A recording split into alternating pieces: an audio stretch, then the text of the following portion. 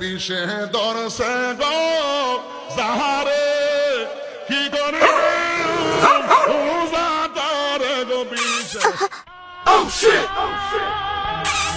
কি করে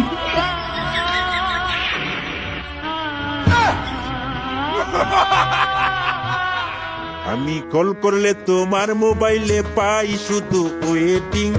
কল করলে তোমার মোবাইলে পাই শুধু কি করে? ওয়েটিং আমায় সারা কার সাথে মারো ফিল্ডিং ও ডার্লিং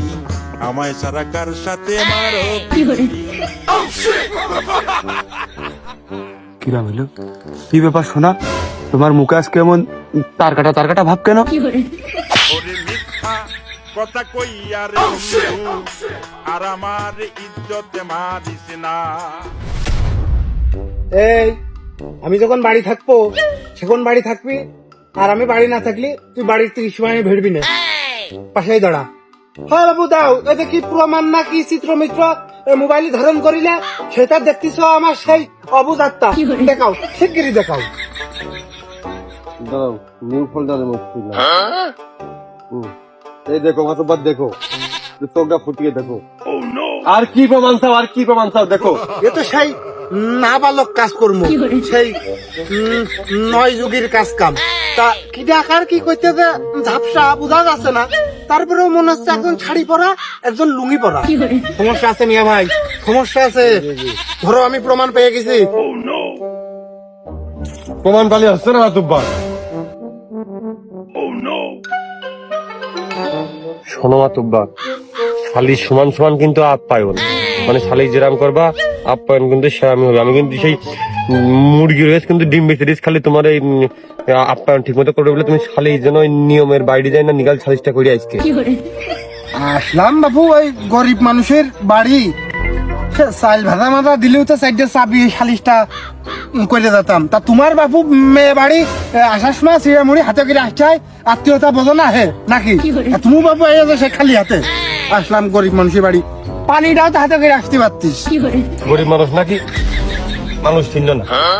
টাকা গরম হতে পারি গরিব হতে পারি কিন্তু মনের থেকে গরিব না আকরাম ভাই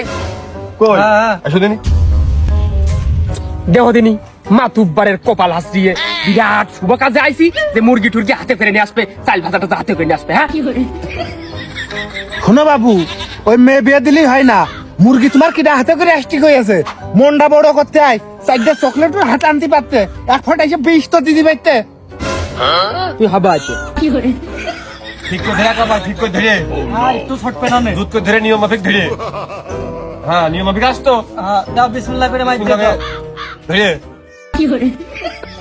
দেখো বাবু দেখো গরিব মানুষের মনটা দেখো সাথে সাথে মুরগি জবাই দিয়ে দিয়েছে কি করে 80 জন বাড়িতে খেয়ে আইলি নাকি চারটে খেয়েই যাস আমার সাথে কি করে ওই জন্যই তো মনটা খারাপ বাড়িতে এসে জোরদারকে খিচুড়ি খেয়ে আসলাম বললো যে ডুপ্লিকেট সালিশ চা নাস্তাও বলে দেবে না কি করে গরমকালে খিচুড়ি খেয়ে এসে মরেছি দেখো তো ভাই কোনটা কি উড়ো ভাষা শুনে এসে কিমি করছে কই আরে কাকু এ মুরগি রানবেন কিডা সে তোর বই তো কোটে কি করে তোর কোথাও কই না দিনি মানে মুখটা পাড়িয়ে দিছে কি করে ওই ভাবিতে তো রান্দাই দাও মাতুব্বার আবার খাতি মাছ দিতে হবে মাতুব্বার কি আমি হাবলা তুমি জানো না স্বপ্নদের তো সালিশ পক্ষে আসে না ভাবির একটু খাওয়া আইনে বেঁধে রেখি তাহলে নিয়ে গেলাম তালি বাবু ওই যাওয়ার সময় তার আগে একটু সাইডে ধরে মুরগির মাংস দিয়ে খেয়ে দিয়ে কি বলে? ভাই তুমি খেয়ে দিয়ে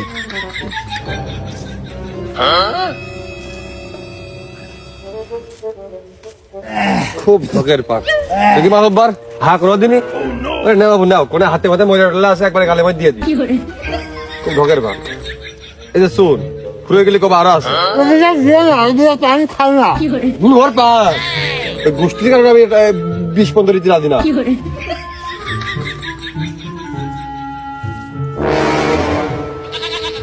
মান সম্মান আর কিছু থাকলো না আজকে এই বটিরা যদি না থাকতো তোর বাড়ি আমি ধরাটা পড়িনি তোর মুখে লাথি মেরে তোর মুখে খোঁচানে ছেলে সব দোষ তোর আমার বাপের বাড়িও হারাইলো আমার শ্বশুর বাড়িও হারাইলো কি করে হয় এখন তো সব দোষ আমার সব দোষ আমার তোমার কোনো দোষ নেই আর মান সম্মান তোমার গেছে আমার যায়নি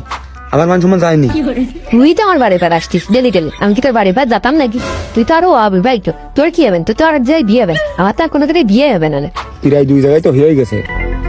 আর কত চাও? গরিব ছেলেটা এই সংসার ধর্ম করে বেশ সুখী শান্তিতে ছিল, কি দরকার ছিল আপনার ওই ভাইয়ের এর ভিতরে আসছিল বেগড়া করা? খুব খুব আপনার ভাইয়ের মধ্যে খুব রাগ করেছে। নির্লজ্জ বেহায়া, তোর জন্ম দিয়াই করিস আমি ভুল। আমার মান সম্মান আছে, আমার একটু মান সম্মান নেই। আর তার ভাতার কয়টা পাল্টাই তোমার ভাতার কয়টা পাল্টাই